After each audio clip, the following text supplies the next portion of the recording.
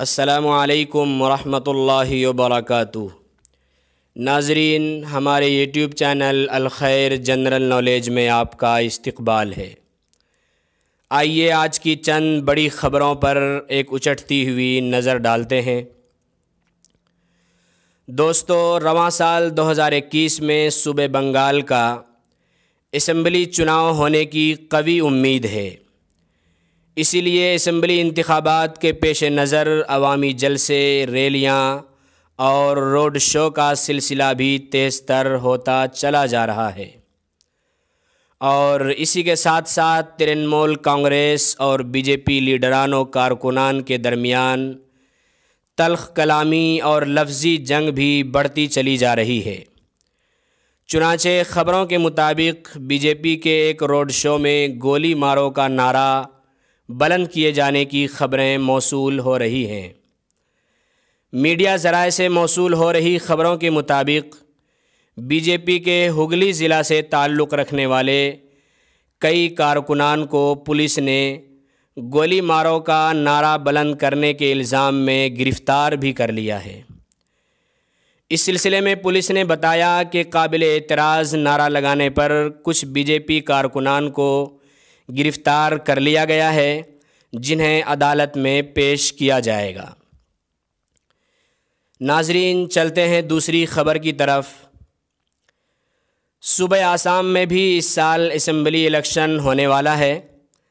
اس وقت آسام سے ایک بڑی انتہائی اہم خبر آ رہی ہے کہ ہندوستان کے معروف و مشہور عالم دین، ممبر پارلیمنٹ، آل انڈیا یونائٹڈ ڈیموکریٹک فرنٹ کے صدر مولانا بدر الدین اجمل صاحب اور کانگریس نے 6 پارٹیوں سمیت آسام میں مہا گٹھ بندھن کی تشکیل کر کے اس کا باضابطہ اعلان بھی کر دیا ہے۔ بی جے پی کی فرقہ پرستی اور عوام مخالف فیصلوں کے پیش نظر ان پارٹیوں نے مہا گٹھ بندھن کی تشکیل کر کے بی جے پی کو اقتدار سے ہٹانے اور ایک اچھی سرکار بنانے کی جانب پیش رفت کی ہے۔